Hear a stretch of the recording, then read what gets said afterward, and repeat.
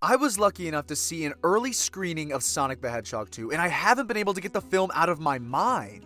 It was everything I'd hoped it would be. To be honest, I was speechless afterwards. I went home with my free poster and comic in hand, in total and utter disbelief how this adaptation, Paramount's Sonic the Hedgehog, had become one of my favorite interpretations of the character ever.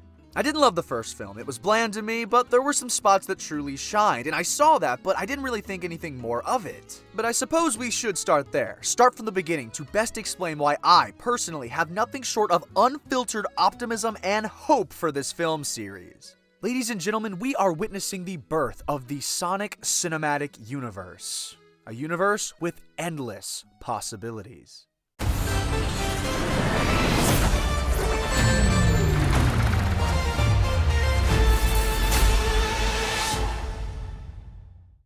So for the first film, I'll keep it brief considering it's a couple years old now and we've all seen it. As for the overall plot, even to this day, it feels very much like a studio-made product that was first and foremost aimed at the mainstream audience, but I will applaud it for its beginning and its finale. The origin given to Sonic is an interesting one that I absolutely love. I really like the alien angle they went with. Having Sonic be an alien from another Mobius-esque planet within the same universe as Earth is the perfect way to have all of the crazy Sonic lore and Earth-based plotlines without needing to have it take place all in the same location. Jim Carrey as Dr. Robotnik was excellent and provided a great origin for that character in this continuity. Not to mention the visuals and CGI were incredible. Although this isn't my favorite design for the character, Sonic nevertheless looks amazing. And the rings being portals is just a really cool, unique thing, and I really dig it. But the film was still fun and cool, and as a movie, I'm really glad it sparked new life for Sonic, and as a whole, created a new generation of fans. This film, though, Sonic the Hedgehog 2. Sonic 2 is everything I wanted from a Sonic movie. Heck, a Sonic story. Knuckles, the second video on my channel is me talking about what I wanted from this character, and this movie gave me just that and more. Idris Elba delivers a fantastic vocal performance acted out with the single best design for Knuckles throughout the entire series. Knuckles is finally, as he should be, a warrior and guardian, bound by honor and dignity. Knuckles is no fool. He sees Sonic's heroic actions and those plant doubts in Robotnik's false words. One of my favorite twists in this adaptation on the classic Sonic vs. Knuckles storyline is that Knuckles has pre-existing motivation to be at odds with Sonic. That single detail not only adds to the world building, but makes his trust in Robotnik all the more believable.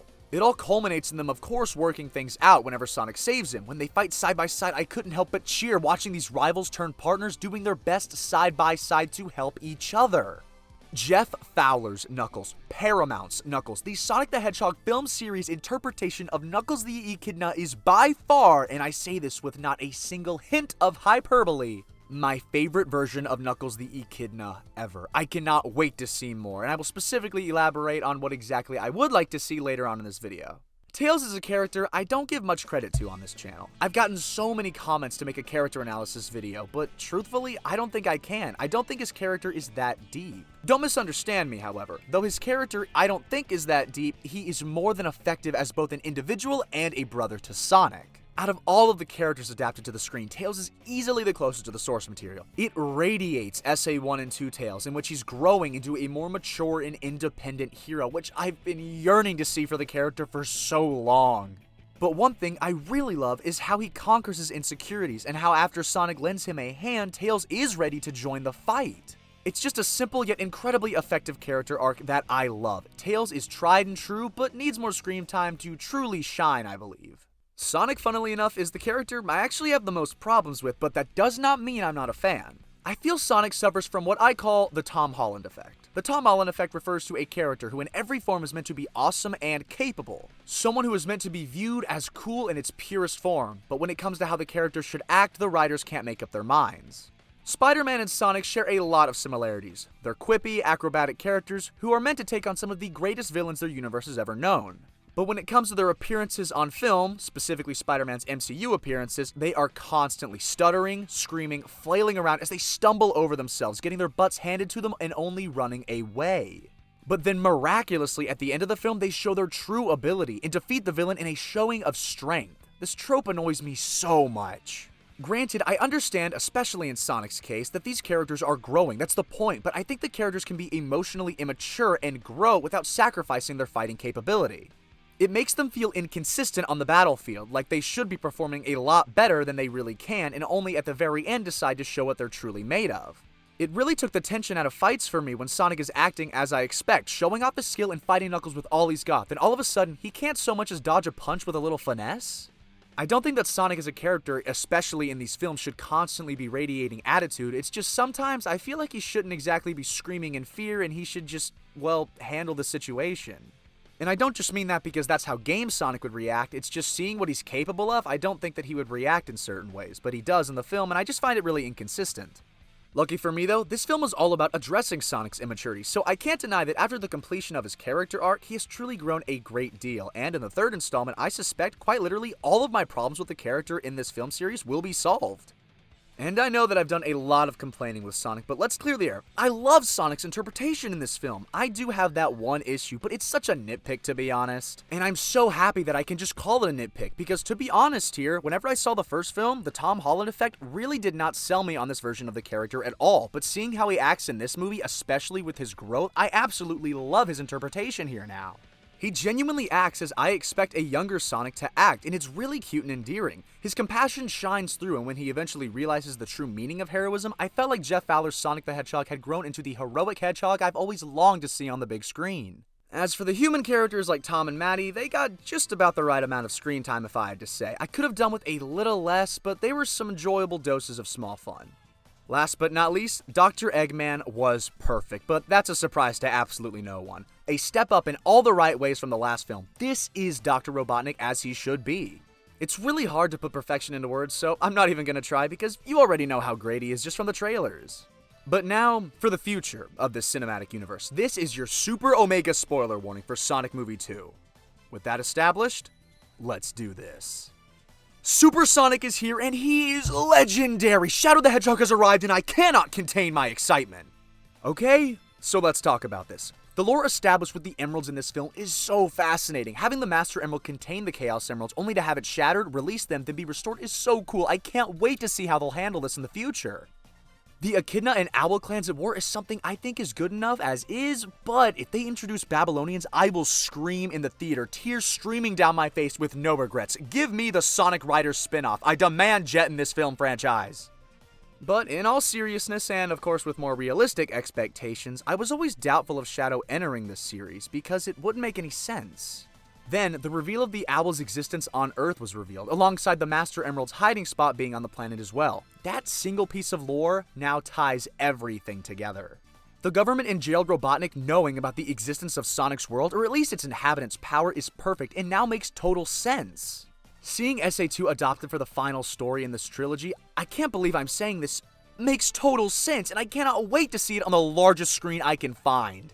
Not to mention, I think Sonic 3 is the perfect place to introduce Amy as a Sonic fangirl to show her character's roots, but emphasizing her more modern, which is also my preferred personality for her, as a confident, independent leader.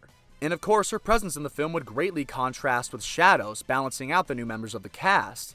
And if they adapt the scene of Amy convincing Shadow to turn to the side of good, I would cry so much in the theater. But then of course I ask myself as a fan, what next? Let's face it, realistically, we'll have Jim Carrey around for one more movie to finish the trilogy, but after that, we'll need a new villain to take over, and I think there's one villain perfect for the role. Metal Sonic. I genuinely, wholeheartedly believe Metal Sonic's identity crisis could carry an entire trilogy. He could first try to obey the will of his master doing Eggman's final wishes. Then in movie 4, struggles with his want to be the real Sonic as it grows into an obsession. Then in the third film, he finds and embraces his own evil identity, becoming Metal Overlord. As for the story to supplement that character arc, I'm not sure, but I just think he'd be a super cool villain. I personally think that it would just be perfect. I've heard Starline and Robo-Robotnik tossed around, but I think that Starline should continue in the comics for some truly definitive source material to pull from before adapting him to the big screen. Robo-Robotnik is just a deep cut pull from Archie and just a absolutely awful way to recast a character. I have no support for that. But enough about the film. This is a cinematic universe we're talking about. Like I said, Sonic Riders would be a super fun series to see on Paramount+, but let's be realistic here. Let's discuss The Knuckles Show. Ladies and gentlemen, we've all been thinking it. The Chaotix have Knuckles, freshly developed from Sonic 2, on the prowl, perhaps for more ancient ruins. Maybe he's developing his knack for treasure hunting, and now he's seeking the help from a local detective agency near Tails' village. I would love to see more of the main trio's world, especially the other Sonic characters living within it, figuring out how their society works and all its functions. I'd take a Tails spin-off too, as he goes back to the village more confident than ever as he defeats the Cuckoos all Tails Adventure style. I can't put in 2 words how excited I am for the future of these films and series, and hope one day I can fully express my gratitude towards them. As I've said countless times, I am done with Sonic on this channel, except for Archie, because for the longest time, for a decade, I've had nothing to be excited about whenever it comes to Sonic's future. Don't get me wrong, I absolutely love Sonic games for the gameplay. I believe that this character has such a great premise for just playing a game, but what really sucked me in, what really keeps me tethered to the series, is the characters and the stories you can tell with them. And that's why I'm excited to cover Archie and do reviews on the channel, because I can read, review, and express my opinions to you all, and actually care about what I'm doing.